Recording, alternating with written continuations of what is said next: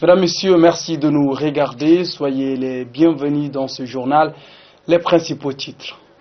Arrivé en très grande pompe hier dans l'après-midi du grand guide de la communauté musulmane de Soufi, El Cheikh Soufi Bilal dans la ville de Bobo-Dioulasso.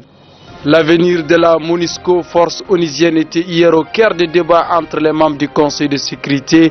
Les forces présentes au Congo ont été vues à la baisse. Une journée après leur arrivée, les négociations ont débuté ce matin en Guyane entre les représentants du gouvernement et les mouvements contestataires. Nous vous l'avons annoncé, il était attendu à Bobo-Dioulasso, le grand guide de la communauté musulmane de Soufi, El Cheikh Soufi Bilal Diallo, a été accueilli par une très grande foule sortie massivement dans la ville de Bobo-Dioulasso, où il doit prendre part au Mawlud Nabawi organisé par la communauté musulmane de Soufi de cette ville. De l'entrée de la deuxième grande ville du Burkina Ouagadougou jusqu'à sa résidence, c'est une foule incontable qui a pris les rues d'Assou. Drapeau blanc à la main, symbole de la paix. Ces jeunes filles au bord de ce goudron témoignent aux leaders religieux leur sympathie. Le cortège du guide est entouré de cavaliers, comme pour lui rappeler qu'au-delà de son rang de guide spirituel, il représente pour eux un roi, un saint. Des femmes, des hommes sont sortis pour lui souhaiter ainsi la bienvenue. Le grand guide de la communauté musulmane de Soufi, El Cheikh Soufi Bilal, est allé répondre à l'invitation de son disciple Cheikh Mahmoud Sam dans le cadre du Mawlud Nabawi en terre du Fassou. Nous revenons ici à Bamako. Les travaux de la conférence d'entente nationale se poursuivent dans la salle Banzoumana Sissoko au palais de la culture de Bamako. 4e jour, Mou Azawad au cœur des débats. Parler de l'Azawad était une question inévitable. Les participants des 3 commissions durant toute cette 4e journée de pourparlers intermaliens et inclusifs porter leurs réflexions sur la question.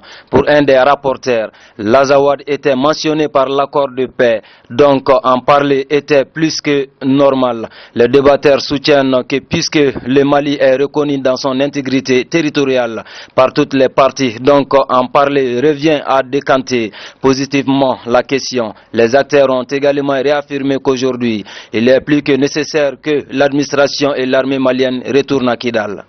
Sur le continent africain, l'ONU a reconnu officiellement que les 2 corps retrouvés au Kasaï sont bien évidemment ceux de leurs experts, l'américain et la suédoise, accompagnés d'un 3e homme qui serait leur interprète. L'Organisation des Nations Unies promet une enquête. Les corps sans vie de l'expert américain Mark Sharp et de la suédoise Zaida Catalan ont été formellement identifiés par l'ONU. Selon le porte-parole de la MONUSCO, Charles Bambara, les autorités congolaises ont découvert le lundi 27 mars 2017 les dépouilles près d'une rivière dans le Kasaï central. Les 3 motocyclistes qui accompagnaient les experts et leurs interprètes ont disparu dans la nature. L'ONU veut aller au bout de cette affaire, découvrir les vrais responsables de cet acte ignoble et barbare. Une enquête a été ouverte. Les 2 experts enquêteurs sur les groupes armés et la prolifération des armes dans cette zone. Toujours au Congo RDC, les forces onusiennes présentes dans ce pays sont revues à la baisse, telle année sortie de la rencontre hier soir entre les différentes nations membres de cette organisation. Plus de 500 casques bleus vont devoir rentrer chez eux. L'administration américaine, qui est la plus grande financeuse des opérations de stabilisation de l'ONU au Congo, a fait savoir qu'elle ne pourra plus financer les forces de maintien. Une proposition américaine qui a influencé sur les débats hier soir à New York. Le président de l'ONU, Antonio Guterres, voulait augmenter les effectifs des policiers en présence au Congo. Les Américains ont refusé. Si le besoin s'est fait sentir, d'autres casques bleus policiers pourraient quitter d'autres zones pour le Congo. La résolution a également mis l'accent sur la protection des civils et le suivi de la situation politique en RDC jusqu'à l'élection présidentielle prévue en décembre 2017. Toujours en Afrique, la situation au Soudan du Sud devient de plus en plus inquiétante. Plus de 5 millions de personnes sont menacées de famine.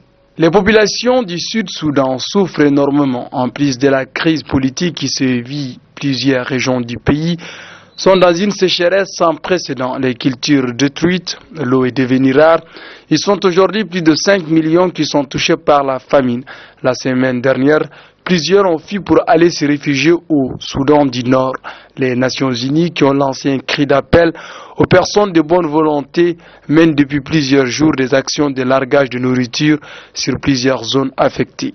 Les avions font parachuter l'aide alimentaire directement aux bénéficiaires. Le Soudan du Sud, la Somalie et le Nigeria sont les 3 pays africains qui sont touchés par une famine et une sécheresse depuis le début de cette année. Hors du continent africain, une journée après leur arrivée dans la ville de Cayenne, grande ville du département français Guyane, les ministres de l'Outre-mer et celui de l'Intérieur ont démarré ce matin leurs négociations avec les différentes parties dans cette crise que secoue le département français d'Outre-mer. Qu'est-ce qui a créé le déclic?